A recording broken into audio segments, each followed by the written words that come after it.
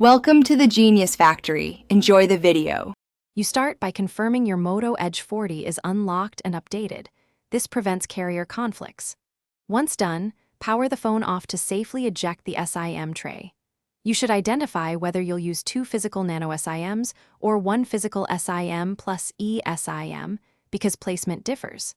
Carefully place each nano SIM in its labeled slot with the cut corner aligned.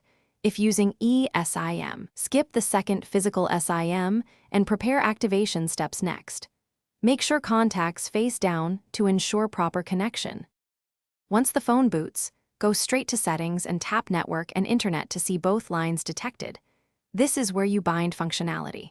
You assign which SIM handles calls, messages, and mobile data, so pick the one with better plan or coverage and set it as the default for each service.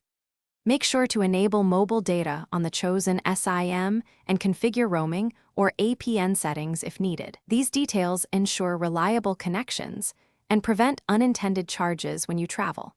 Finish by testing both lines. Place a call, send an SMS, and browse with mobile data to confirm functions are separate. If data doesn't work, check and edit the APN for the active SIM and then restart the phone so settings apply.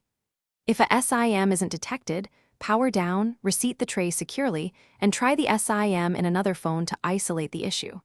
One key troubleshooting tip: if problems persist, re-download or re-provision the eSIM from its carrier profile.